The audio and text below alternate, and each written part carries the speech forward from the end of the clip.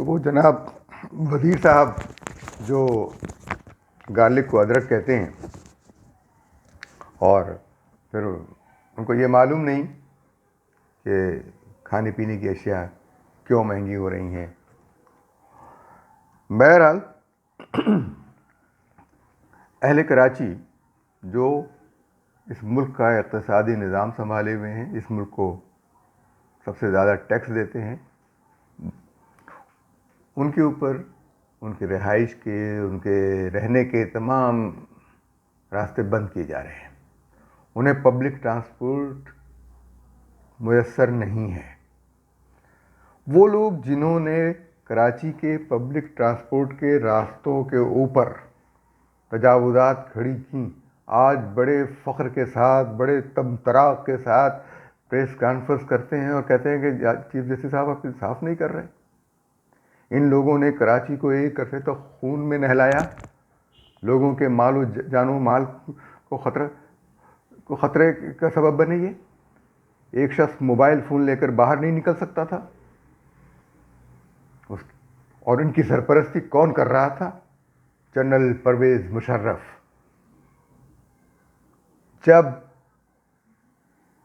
پرویز مشرف اور ان کے ادارے کی سرپرستی کے اوپر سے ہٹی تو پھر یہ لوگ دبک گئے. کراچی کے حالات کو نارمل کر دیا گیا. کراچی ایک نارمل شہر بن گیا. یہ کیسے ہوا؟ وہ غنڈے، وہ اسٹریٹ کرائم کرنے والے کہاں غائب ہو گئے؟ وہ کہیں غائب نہیں ہوئے، یہیں موجود ہیں، نئے حکم کے منتظر ہیں، اور نیا حکم اب دوبارہ آنا شروع ہو گیا ہے. بہرحال اس پر سے ایک ایم کیو ایم کراچی تک محدود تھی، اب دوسری ایم کیو ایم جو ہے وہ ملک گیر ایم کیو ایم، جس کا نام پاکستان تحریک انصاف ہے. اس کا وہی رنگ ہے جو بنگلہ دیش کا رنگ ہے، سرخ اور سبز. وہی انداز ہیں جو شیخ مجیب کے تھے، مفتی بہانی کے تھے، ان کے بھی وہی انداز ہیں. یہ اپنے سوا کسی سیاسی جماعت کو نہیں دیکھنا چاہتے، اپنے علاوہ کسی اور کو نہیں دیکھنا چاہتے. یہ ایک نئی مفتی بہانی ہے جو پاکستان کے اندر ایم کیو ایم اور پی ٹی آئی کی صورت میں وجود میں آ رہی ہے. سب کو پاک درس دینے والے اور مدینے کی ریاست کا مقدس نام استعمال کر کے اپنے مکروہ قبیح کراہیت پسند لوگ، مکروہ لوگ ریاست مدینہ کا نام استعمال کرتے ہیں. اور ایک جھوپڑے میں رہنا چاہیے، 1000 گز کی کوٹھی سے زیادہ، میں تو یہ کہتا ہوں کہ اس سے بھی کم کا ہونا چاہیے، لیکن کم از کم 1000 گز کی کوٹھی سے زیادہ بڑا گھر کوئی نہیں ہونا چاہیے. ضرورت ہی نہیں ہے. کیوں بنتے ہیں اتنے بڑے بڑے گھر؟ کس لیے؟ یہ محل، یہ فارم ہاؤس کس لیے؟ کراچی کی زرعی زمین برباد، اس کے اوپر ہاؤسنگ سوسائٹیز بن رہی ہیں. لاہور کی زرعی زمین برباد، اس پر ہاؤسنگ سوسائٹیز بن رہی ہیں. اس کے نتیجے میں جس اذیت سے اہل لاہور گزر رہے ہیں وہ تو ظاہر ہے. اگر وہاں آلودگی نہ ہوتی تو باہر سے آنے والی آلودگی کو درخت، کھیت روک دیتے، اس کو شفاف کر دیتے، اس ہوا کو صاف کر دیتے. لیکن وہاں تو اب بلڈنگیں اگائی ہیں، ہاؤسنگ سوسائٹیز اگائی ہیں. اسی طریقے سے اسلام آباد کا بھی حسن برباد کیا گیا.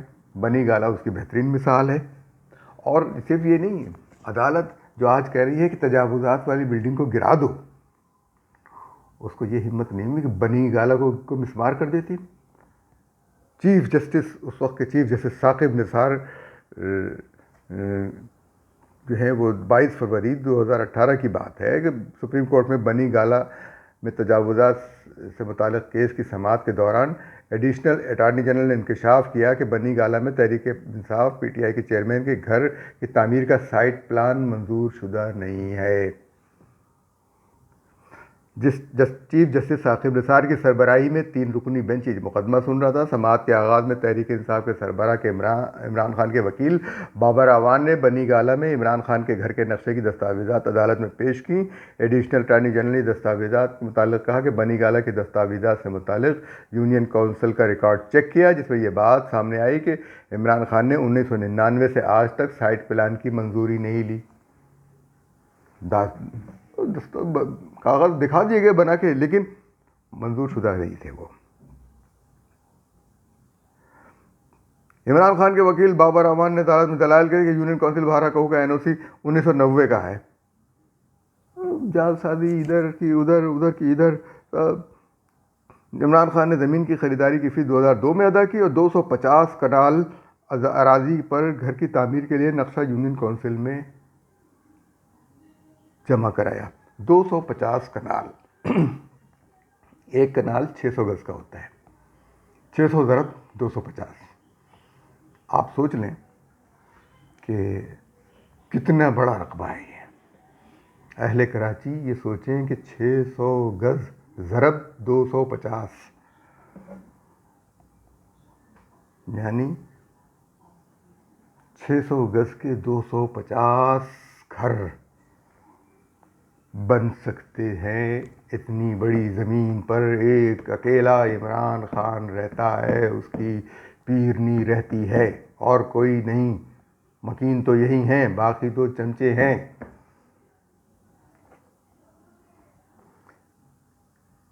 اچھا، یہ پھر اس میں مزید اضافہ ہوا، 300 کنال کی منظوری لی انہوں نے۔ 2002 میں فیس ادا کی 250 کنال کی، بعد میں 300 کنال کی منظوری لی۔ یعنی عمران خان کے محل کا کل رقبہ 1,80,000 مربع گز ہے۔ 1,80,000 مربع گز۔ یہ گھر مارگلہ ہلز کی ایک درمیانی بلند پہاڑی پر واقع ہے، جہاں تک جاتے ہوئے گاڑی کو چکر لگانے پڑتے، سارا اسلام آباد وہاں سے نظر آتا ہے۔ اور اس اربوں روپے کے، اگر اس کی مالیت دیکھی جائے تو اربوں روپے ہے، یعنی کوئی 60-70 ارب روپے یقیناً اس کی مالیت ہونی چاہیے۔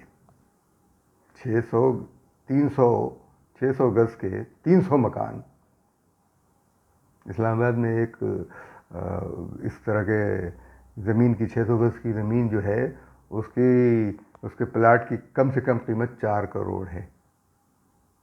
اب آپ خود اندازہ لگا لیں، اس کو ضرب دے لیں، 4 کروڑ ضرب 300۔ لیکن اس محل کی ریگولرائزیشن فیس صرف 12,06,000 روپے ادا کی گئی۔ عمران خان صاحب ایماندار، دیانتدار، یہ تو بے ایمان ہے ہی نہیں۔ اس ایماندار شخص نے یہ کام کیا ہے۔ اور چیف جسٹس نے CDO کو کہا کہ قانون بدلو۔ چیف جسٹس ثاقب نثار نے کہا کہ CDO کو کہا کہ قانون بدلو۔ پاکستان کے آئین میں لکھا ہے کہ کوئی قانون کسی فرد کے لیے نہیں بنایا جائے گا اجتماعی طور پہ، اور ایسا قانون جس سے عوام کو نقصان پہنچے، اجتماعی ان کی اس پر متاثر ہوں، نہیں بنے گا۔ بہرحال اس طریقے سے اچھا پھر یہ تو ہو گئے بھئی، عمران خان کا تو معاملہ ہے، وہ بھی ایک سینسیٹیو ہے۔ اور دوسرا انہوں نے وہ غوری ٹاؤن تھا جہاں پر چھوٹے چھوٹے پلاٹ بنتے تھے، اس کو انہوں نے کہا کہ بھئی غوری ٹاؤن کی تعمیر سے خزانے کو 30 ارب کا نقصان پہنچا ہے، جہاں 5-5 مرلے کے گھر تھے، 3-3 مرلے کے گھر تھے، غریبوں کے گھر تھے۔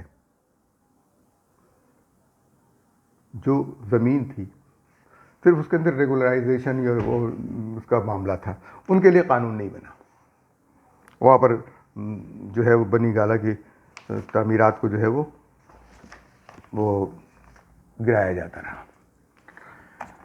ابھی تو ہم یہ ایک ہی حصہ ہے. دوسرا حصہ جو تھا وہ عمران خان کی جو تعمیرات کا تھا وہ ہم آپ کو بتاتے ہیں. اس کے بارے میں بھی شاہراہ دستور پر پارلیمنٹ ہاؤس اگر آپ کے بائیں ہاتھ پر ہو اور آپ کا چہرہ شاہراہ دستور پر سپریم کورٹ کی سمت ہو تو آپ کو شاہراہ کے اختتام پر 2 ٹاور نظر آتے ہیں جو اسلام آباد کے پہاڑوں کے قدرتی حسن کا منہ چڑھا رہے ہیں. 45 منزلہ 2 عدد ٹاورز ہیں اور یہ گرینڈ حیات ریجنسی کہلاتے ہیں. اور یہ نہایت متنازع تھے. ان کو سیکورٹی رسک بھی کہا گیا کیونکہ یہ اتنے بلند تھے کہ تمام حساس عمارتیں، ریڈیو پاکستان قریب میں، دفتر خارجہ قریب میں، ڈپلومیٹک انکلیو پورا ڈپلومیٹک انکلیو ان عمارتوں سے زد میں آتا ہے. پھر اس کے پیچھے راول ڈیم اس کو دیکھیں تو وہ نظر آ جاتا ہے. اور پارلیمنٹ ہاؤس، سپریم کورٹ اور سیکریٹریٹ، تمام حساس عمارتیں وہ اس کی زد میں آتی ہیں. اتنی بلند عمارت بنانے کی بھی اجازت نہیں تھی. لیکن سپریم کورٹ نے اس پر اعتراضات کو یہ کہہ کر ختم کر دیا کہ اس میں لوگوں کا پیسہ لگا ہوا ہے. گرینڈ حیات ریجنسی میں لوگوں کا پیسہ لگا ہوا ہے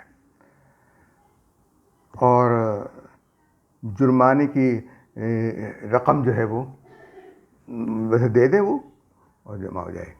تو اس کے لیے انہوں نے بہرحال اس کے بھی دستاویزات موجود ہیں، قوانین، ساری چیزیں موجود ہیں. کیونکہ یہ ہوٹل کے لیے 75,000 روپے اسکوائر فٹ کے حساب سے یہ ہوٹل کے لیے زمین خریدی گئی. 75,000 روپے فی اسکوائر فٹ. اتنی سینسیٹیو علاقے میں کتنی سستی قوم فروختند، چرزا فروختند. یہ بہرحال یعنی 1,90,000 ہے جو بھی اس طریقے سے. اور اچھا اس کے اندر رہائشی فلیٹ، اعتراض ہوا تو اس کو رہائشی فلیٹ میں تبدیل کر دیا ہے اس کمپنی کی طرف سے. اور ایک کمپنی کو کانٹریکٹ دیا گیا. یہ کمپنی جس کے سربراہ جنرل توقیر ضیاء تھے. جنرل توقیر ضیاء سب لوگ جانتے ہیں وہ کون تھے. سی ڈی اے کے بلڈنگ پلان میں تبدیلی کروا کے ریلیف لیا گیا 2008 میں. پرویز مشرف کا دور ختم ہو رہا تھا، ہو چکا تھا. بہرحال یہ اور اس کے اندر بہت ساری قانونی پیچیدگیاں ہیں. لیکن میں یہ بتانا چاہ رہا ہوں کہ اس میں سی ڈی اے 13 سال تک سی ڈی ایس ہوتا رہا. کوئی اس پر ظاہر دباؤ ہوتا ہے، حکومتوں کا دباؤ ہوتا ہے. اور سپریم کورٹ گرینڈ حیات ٹاور نیشنل پارک میں آتا ہے. وہ یہ بھی نیشنل پارک میں، یعنی وہ مری روڈ پہ جاتے ہوئے یہ نیشنل پارک کی زمین پر یہ گرینڈ حیات ٹاور سڑک جو ہے مری روڈ والی اس کے اوپر بنا دیا گیا. ورنہ وہاں سے ایک راستہ نکلتا جو مری کی طرف آتا وہ، اور وہاں مری پر جو رش ہو جاتا ہے خاص کر سیزن میں، وہ اس کی وجہ بھی یہ کہ سڑک بہت تنگ ہے. اس پر یہ ٹاور کھڑے ہو گئے ہیں.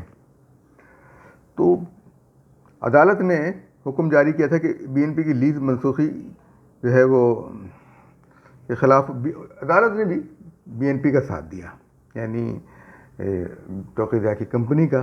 اور کنسورشیم جو ہے وہ گرینڈ حیات کے مالک کی اپیل منظور کہ ہائی کورٹ کا فیصلہ کالعدم قرار دے دیا. ہائی کورٹ نے کہا تھا کہ اس کو گراؤ، تعمیر غیر قانونی ہے اور لیز بھی غیر قانونی ہے اور سی ڈی اے کے قوانین کے خلاف ہے. لیکن جناب اس کے لیے قانون نیاگرا بسم اللہ Niagara Paragon justice Ijaz ul Ahsan پر سی ڈی اے کے وکیل نے اعتراض کیا کہ یہ بسم اللہ نیاگرا پیراگون کے وکیل رہ چکے ہیں. لیکن یہ بات بھی نہیں مانی گئی. اب سی ڈی او کو یہ اس کے اندر